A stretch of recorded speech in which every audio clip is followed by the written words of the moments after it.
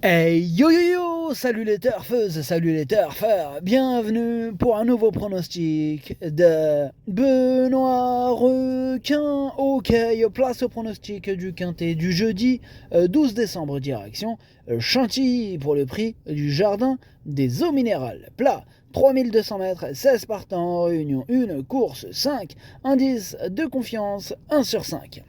Petit retour sur le quintet de ce mardi, il y a eu du trouble fait à l'arrivée. Et cette vidéo, je la tourne avant l'arrivée du quintet de ce mercredi et je reviendrai dessus demain. Ok, c'est parti, on commence le pronostic et on commence avec le numéro 1, Capani. Et on écoute Mathieu Pitard. Capani, il possède un peu moins de marge depuis qu'il s'est imposé à ce niveau à Compiègne, mais il reste compétitif. Il vient de faire une bonne rentrée à Deauville et il a le droit de terminer dans le quintet. Il a le droit de terminer dans le quintet. J'ai même envie de dire qu'il a le droit de gagner ce quintet aussi. C'est pas interdit, Mathieu. Non, vraiment, il a le droit de le gagner ce quintet. Moi, c'est mon préféré. C'est pas par hasard que je vous le dis. C'est lui mon préféré. Je l'ai donc installé en tête. On passe au numéro 2, Shelby. On écoute Miguel Alonso Roldan. Bonjour, Miguel. Si, buongiorno. Écoute, Shelby il avait gagné la deuxième épreuve de ce handicap divisé l'an dernier. Il a fait une très bonne année 2024. La dernière fois, c'était trop relevé pour lui. Mais il adore la PSF, la distance est parfaite, il est compétitif à la valeur qui est la sienne.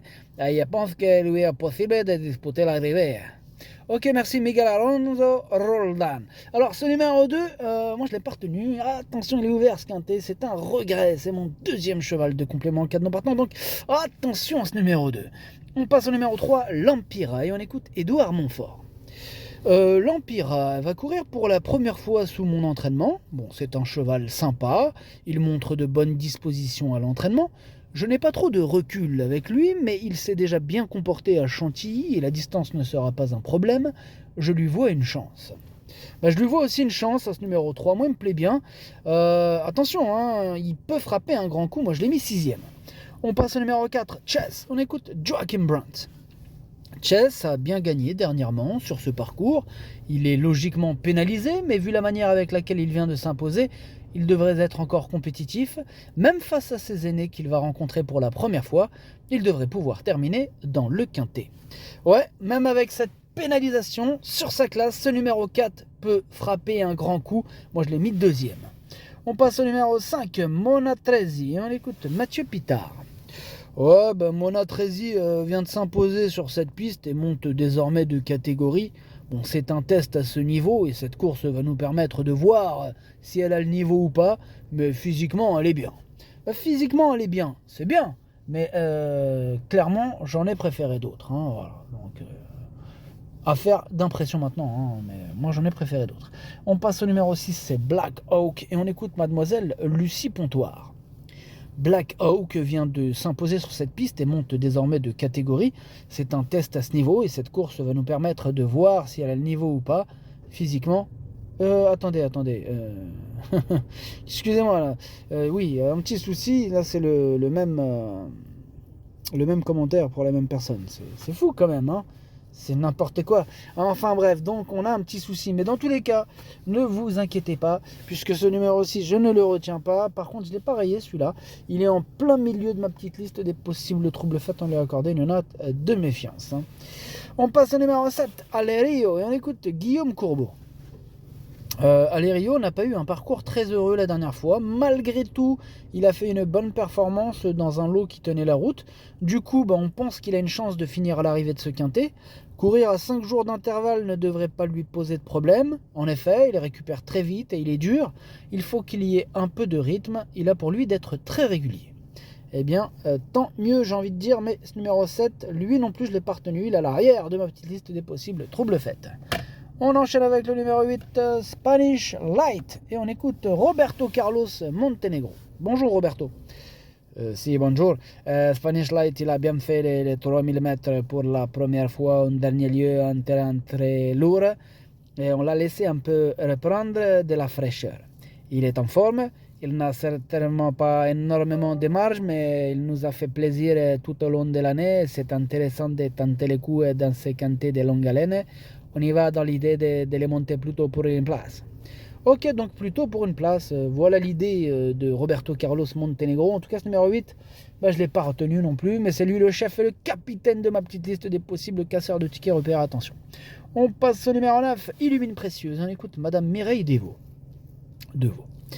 Illumine Précieuse ne fait que progresser de course en course, elle est sur sa distance. Hein. Alors, s'adaptera-t-elle à la PSF hein? It is the question. La seule fois qu'elle a couru sur cette surface, cela ne m'a donné aucune indication car ce n'était pas une course pour elle, ni une distance hein, à sa convenance. C'était juste pour la maintenir en condition et continuer de lui apprendre son métier. Je n'avais rien d'autre à courir à ce moment-là. Bon, ok, merci pour cette explication, Mireille. En tout cas, ce numéro 9 fait partie de mes préférés. Moi, je l'ai mis très haut, je l'ai carrément mis 3e. Et on passe au numéro 10, Stijar. Et on écoute Erwan Graal. Stijar, il arrive en pleine forme sur cet engagement. Le seul point négatif est qu'il va courir pour la première fois sur la PSF. Bon, c'est un vrai cheval de terrain lourd hein, et je ne sais pas comment il va s'adapter à cette surface, d'autant qu'il n'a jamais travaillé sur le sable. Hein. Grande inconnue. La distance ne sera pas un souci pour lui. Bon, il a sûrement le niveau d'une telle course, hein, à voir ensuite s'il s'adapte à la PSF. Ouais, bon, il y a la question de cette PSF. Voilà, dans le doute, voilà, j'en ai préféré d'autres. Mais par contre, voilà, c'est loin d'être une impossibilité. C'est d'ailleurs lui mon gros regret. C'est lui mon cheval de complément 4 non partant. Attention, possible cassage en vue. On passe au numéro 11, Jasmine, et on écoute Christian Peterschmidt. Jasmine n'a pas confirmé en compétition cet automne sa très bonne forme manifestée au travail. Il faut dire que le gazon profond n'est pas sa tasse de thé. J'espère qu'il va montrer un autre visage cette fois sur la PSF. Eh bien, on l'espère pour toi, un peu moins pour moi, puisque je ne l'ai pas retenu, mais voilà. Ce numéro 11, moi j'en ai préféré d'autres. On passe au numéro 12, Tourania, et on écoute Nicolas Collery. Tourania ne s'est pas si mal comporté que cela dernièrement. Il ne s'est mis à galoper qu'à 300 mètres du poteau. Il a toujours été un peu débordé, ce ne sont pas des parcours sur lesquels il peut faire la différence. Il faut qu'il y ait un peu de rythme, il est difficile à rayer, mais aussi difficile d'en faire une base. Moi, il me plaît beaucoup, moi, ce numéro 12. Donc évidemment que je ne vais pas le rayer, puisqu'il fait même partie de mes préférés. Moi, je l'ai carrément mis 5e, il peut faire mal, attention. On passe au numéro 13, Classique Précieux. On écoute Madame Mireille Devaux, encore une fois. Classique Précieux me paraît très bien. Je pense qu'il reste compétitif malgré la pénalité de 5 livres et le fait qu'il monte de catégorie. Bon, il a encore grandi et forci.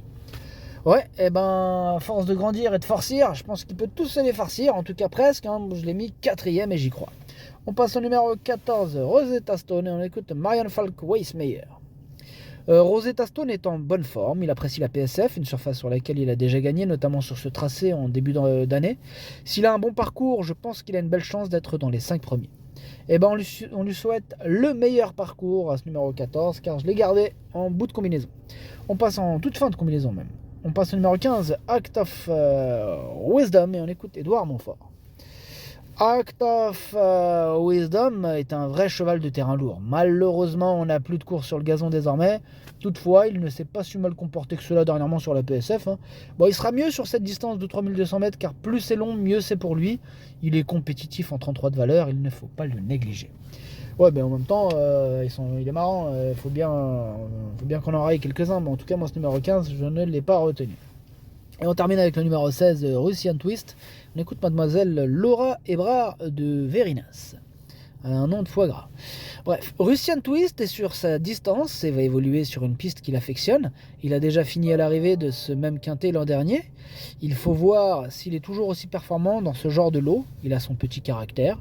C'est comme il veut, mais s'il en vit, il a la qualité. J'espère qu'il aura les moyens d'être à l'arrivée.